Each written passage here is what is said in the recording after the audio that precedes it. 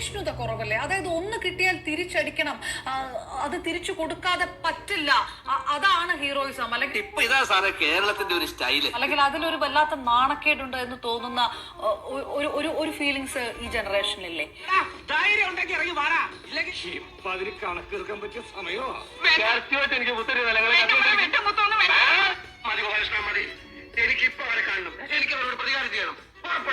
ഒരിക്കലും ഒരു ഫീലിംഗ് ഉണ്ട് എന്ന് വെക്കാം.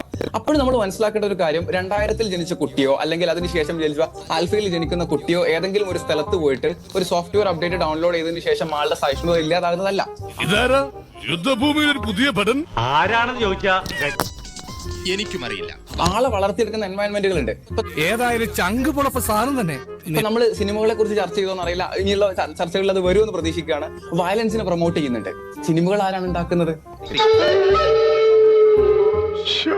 ആ കുട്ടി പോകുന്ന സിനിമകളായിട്ട് നമുക്ക് കാണാൻ പഠിക്കാം. അത് പഠിക്കണമെങ്കിൽ എവിടെ നിന്ന് പഠിപ്പിക്കണം? വിദ്യാലയങ്ങളിൽ നിന്ന് പഠിപ്പിക്കണം. ഈ നിൽക്കുന്ന ഘടാഘടിയന്മാരെ വിശ്വസിച്ചിട്ട് ഞങ്ങൾ പിള്ളേരെ കൂട്ടാക്കുന്നത്. നമ്മൾ 10 വർഷവും 20 വർഷവും മുമ്പുള്ള സിലബസ് ആണ് ഇപ്പോഴും കുട്ടിനെ പഠിപ്പിക്കുന്നത്. ഇവനൊരു എല്ല് കൂടുതലാണല്ലോ. ആരാടാ നീ? ഒരു സോഷ്യൽ മീഡിയ ലോകത്ത് എങ്ങനെ പെരുമാറണം, ഒരാളോട് എങ്ങനെ സംസാരിക്കണം, എന്റെ കൺമുമ്പിൽ എങ്ങനെ വന്ന് നീ പെട്ടുപോയാൽ നിന്നെ ഞാൻ തുപ്പു. പൊളിറ്റിക്കലി കറക്റ്റ് ആയിട്ടുള്ള സ്റ്റേറ്റ്മെന്റ് എന്താണ്, പൊളിറ്റിക്കലി കറക്റ്റ് ആയിട്ട് എങ്ങനെ ഒരാളെ വിമർശിക്കാൻ പറ്റും. ഞാൻ ഇതിനെപ്പറ്റി ഒരു റിസർച്ച് നടത്തിയാ. അപ്പൊ കേരളത്തിന്റെ എത്ര വിദ്യാഭ്യാസ സ്ഥാപനങ്ങളിൽ ഈ കുട്ടികൾക്ക് മെന്റൽ ഹെൽത്ത് സപ്പോർട്ട് കൊടുക്കാനുള്ള സിസ്റ്റം നിലവിലുണ്ട്. ഒരോളം സൃഷ്ടിക്കാൻ തന്നെയാണ് വന്നിരിക്കുന്നത്. സഹിഷ്ണുതയുള്ള വിദ്യാർത്ഥിയെ ഉണ്ടാക്കിയെടുക്കണമെന്നുണ്ടെങ്കിൽ നമ്മൾ അവരെ ബ്ലെയിം ചെയ്യല്ല വേണ്ടത്, അവർക്ക് എൻവയൺമെന്റുകൾ ഉണ്ടാക്കി കൊടുക്കണം. എന്നിട്ട് വേണം അത് വെച്ച് അടിച്ചെന്നെ ഇറങ്ങുന്നാലും പൊട്ടിക്കാൻ. ഒരു മൊബൈൽ ഫോണിലാണ്, മൊബൈൽ ഫോൺ അഡിക്ഷൻ ഉണ്ടെന്ന് പറഞ്ഞു. നമ്മൾ മൊബൈൽ ഫോണുകൾ ഒഴിവാക്കണമെന്ന് മാത്രം പറഞ്ഞതുകൊണ്ട്, അല്ലെങ്കിൽ ഡ്രഗുകളെല്ലാം മോശമാണെന്ന് പറഞ്ഞുകൊണ്ട് ഇവിടെ വലിയ മാറ്റം ഉണ്ടാവുമെന്ന് എനിക്ക് തോന്നുന്നില്ല. അതിന് പകരം ആ കുട്ടിക്ക് സറൗണ്ടിങ് ഉണ്ടാക്കി കൊടുക്കണം. അപ്പൊ ചോദ്യങ്ങൾ എവിടെ എത്തും? പൈസ കൊടുത്ത് കളിക്കുന്ന ടർഫിനപ്പുറം ഇവരുടെ കളിക്കളങ്ങൾ എവിടെ പോയി എന്നുള്ളിടത്തേക്ക് ചോദ്യങ്ങൾ എത്തും. അത് ഉണ്ടാക്കി കൊടുക്കേണ്ടി വരും. അഭിനന്ദിക്കാൻ സത്യം പറഞ്ഞാൽ എനിക്ക് വാക്കുകൾ കിട്ടുന്നില്ല. അഹങ്കാരം പറയല്ലോ.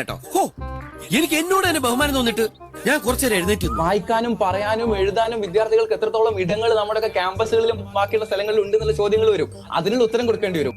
എന്റെ പൊന്ന് സാറേ, ആർക്കാ വെളിവ് ആർക്കാ വെളിവില്ലാത്തതെന്ന് ഒരു പിടിയും കിട്ടുന്നില്ല. അതിനുള്ള ഉത്തരം കൊടുക്കുമ്പോൾ സ്വാഭാവികമായിട്ട് കുട്ടി ചുറ്റുമുള്ള മനുഷ്യന്മാരെ പറ്റി മനസ്സിലാക്കി തുടങ്ങും. കുട്ടി ബാക്കിയുള്ളവർക്ക് വേണ്ടി സഹിഷ്ണുതയോട് പെരുമാറാൻ തുടങ്ങും.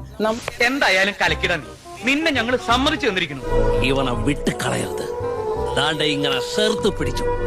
നമ്മൾ കാണുന്നതല്ലേ ലോകത്തെ 10ാമത്തെ വയസ്സിലും 11ാമത്തെ വയസ്സിലും ഓൺട്രപ്രണേഴ്സ് ആവുന്ന കുട്ടികളെ നമ്മൾ കാണുന്നില്ലേ? സോഷ്യൽ മീഡിയയിൽ നല്ല കോണ്ടന്റ് ചെയ്യുന്ന കുട്ടികളെ നമ്മൾ കാണുന്നില്ലേ? വഴിയിൽ ഒരാൾ വീണ് കിടക്കുമ്പോൾ അയാളെ സഹായിച്ചെടുക്കുന്ന കുട്ടികളെ നമ്മൾ കാണുന്നില്ലേ? ഈ ആള് തിരക്കല്ലോ മോനെ, നിനക്ക് ഭാവി. ഇതെല്ലാം ജനറേഷൻ 2Kയും അല്ലെങ്കിൽ ജനറേഷൻ ആൽഫയും ആണ്. ഇങ്ങനൊരു അറാം മിടുക്കൻ ചെക്കനെ ഞാൻ ഇന്ന് വരെ കണ്ടതില്ല. നിങ്ങൾക്ക് അവിടെ ഫാൻസ് അസോസിയേഷൻ ഒക്കെ രൂപീകരിക്കുന്നുണ്ട്. എനിക്കോ? നിങ്ങൾക്ക് ഇത്ര പെട്ടെന്നോ?